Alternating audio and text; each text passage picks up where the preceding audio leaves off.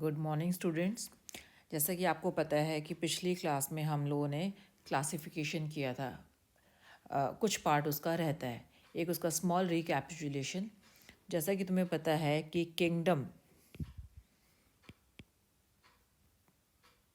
Protista, if you see, it is divided into two phylum, right? Phylum Protozoa and phylum algae.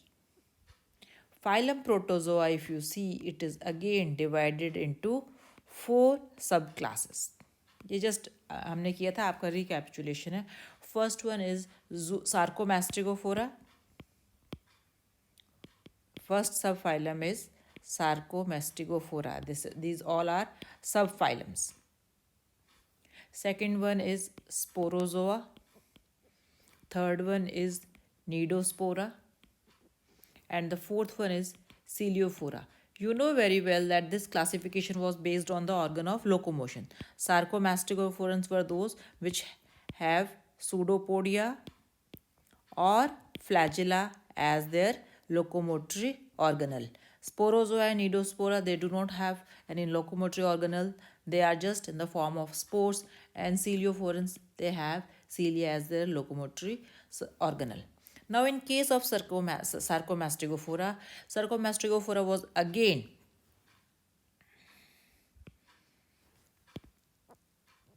divided into 4 superclasses. This also we did, right? First one was, three superclasses. First one was Mastigophora.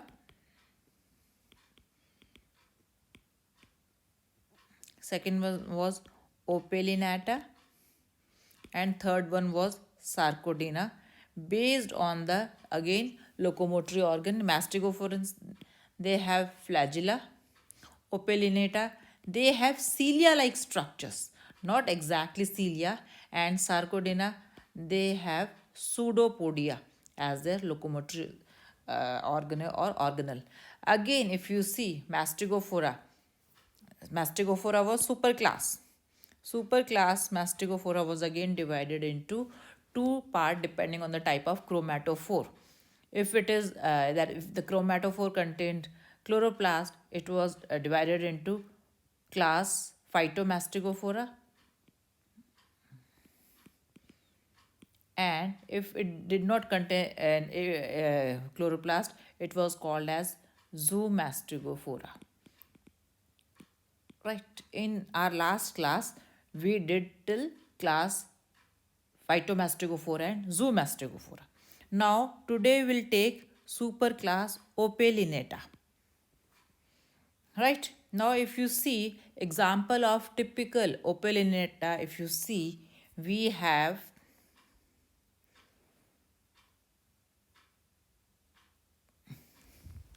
just see, this is Opellina and this one is Zelleriala. If you see these, this subphylum Opellinata, if you see here, you will find that it is Opellina or Zelleriala. These are the endocommensals. Endocommensals means they are endoparasites, but they are not parasites, they are endocommensals. That means they live in the body of the host, but they do not cause any harm to the body of the host. In fact, they gain something. The other party or the host may not be getting any benefit from it. So, if you see, they are found in the rectum of anurans. Here you will see that body is covered by pellicle. If you see here, the outer covering, here the body is covered by pellicle, another characteristic, right? And if you see organelle of locomotion, they look like cilia. Can you see? But they are not cilia.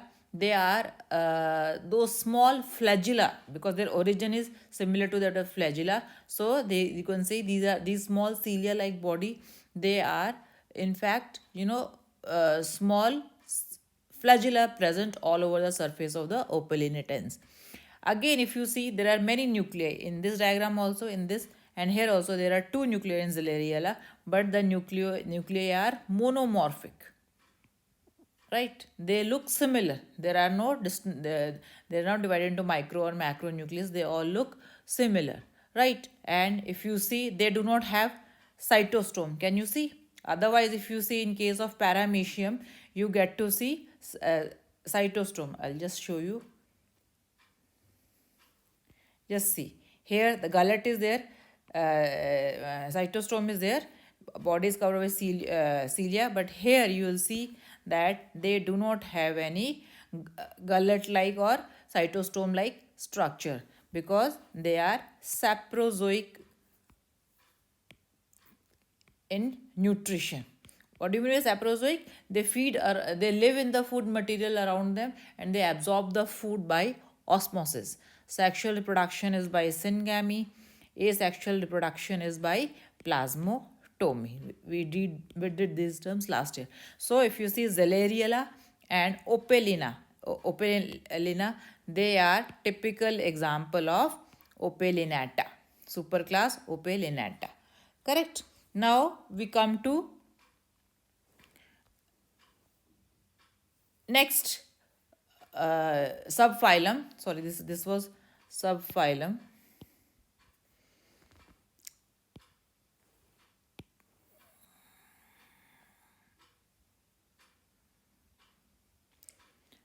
Sorry, this is superclass of subphylum Sarcomastigophora. Next is Sarcodina. If you see, this is Sarcodina. As the name indicates, they have locomotory organ as pseudopodia, right? So if you see in case of Sarcodina, the Sarcodina class is again divided into superclass Sarcodina is divided into two classes. One is Rhizopodia, another is Actinopodia. Right, now on the basis of type of pseudopodia, right? Now you'll wonder that do pseudopodia have also different type? Yes, pseudopodia are also of 4 types. Here you will see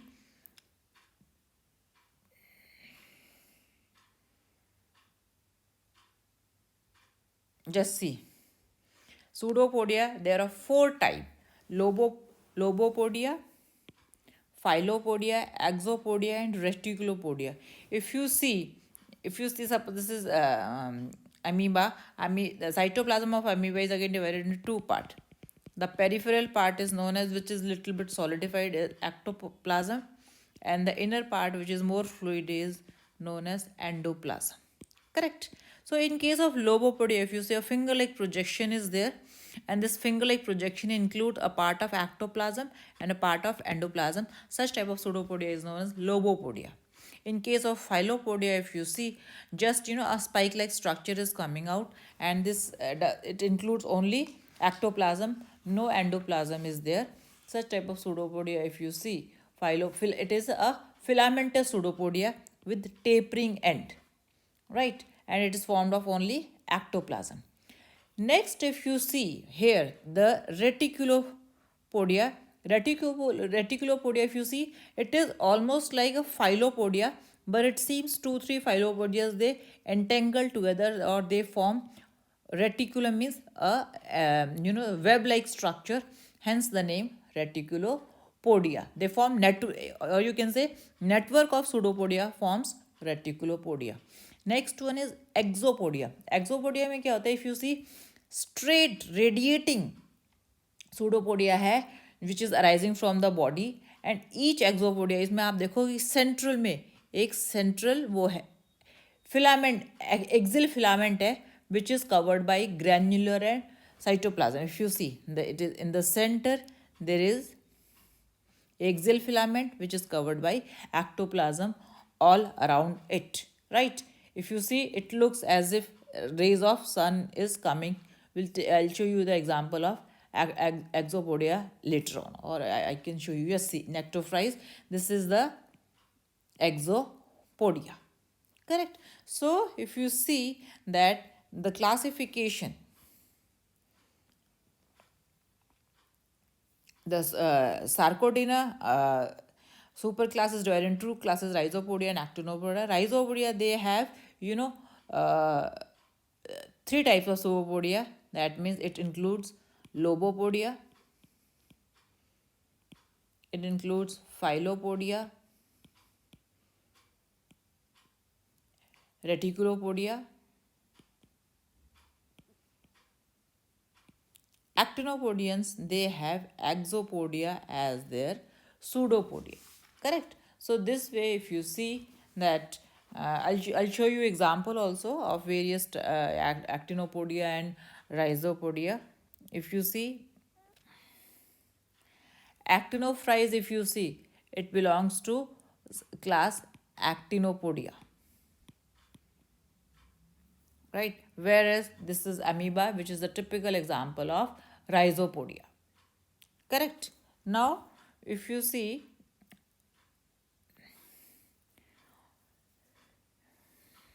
this was all about Sarcomastigophora. Now we come to another subphylum, that is Sporozoa. Correct. Now you know that Sporozoa, if you see, they do not have any locomotory organ. They have, just a minute.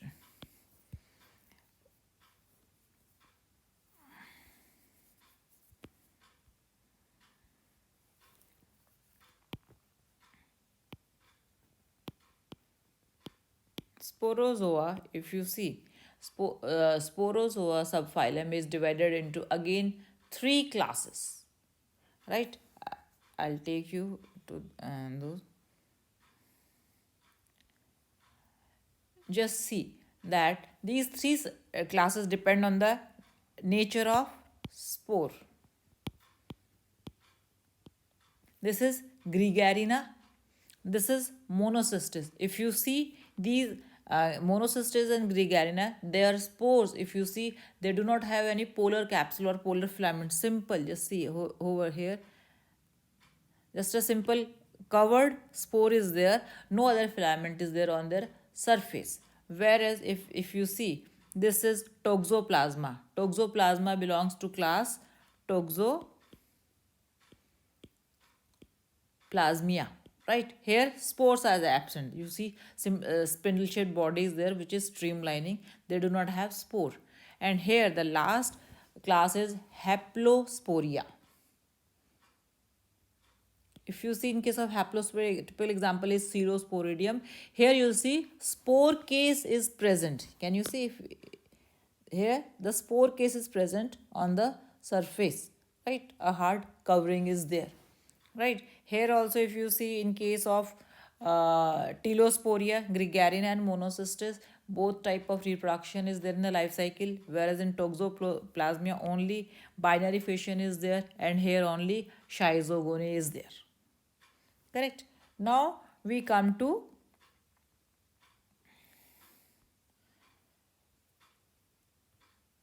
that was not much division is there. Sporozoa is again divided into, as I told you, that subphylum Sporozoa is divided into three classes: Telosporia, Toxoplasmia and Haplosporia, which we just did.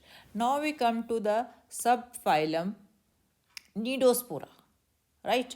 Nidospora, if you see that उसमें हमने क्या बताया था, they have a filamentous outgrowth over the surface.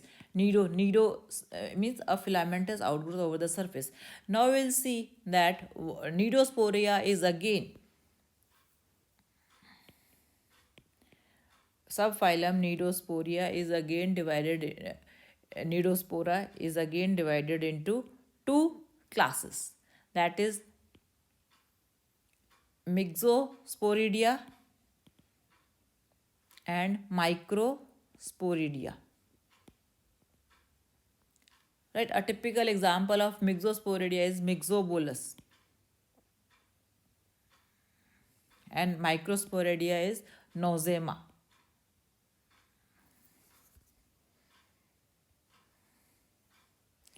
If you see, this is Myxobolus and this is Nosema. Here you will see Myxosporidia has got more than one valve. Can you see as their opening? Here in Nosema there is only single opening. Myxosporidia is multicellular in origin. This is unicellular in origin, right? So this is found as cytozoic parasites of fishes.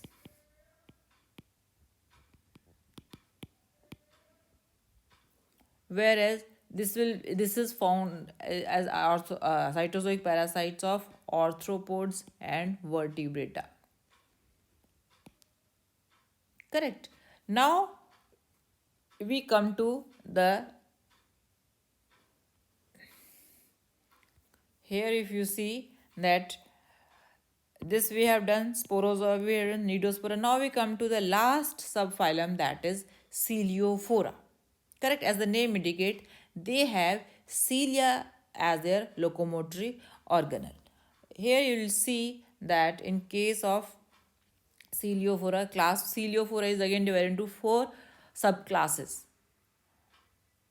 Right, first one is Holotricha. I'll just change the color.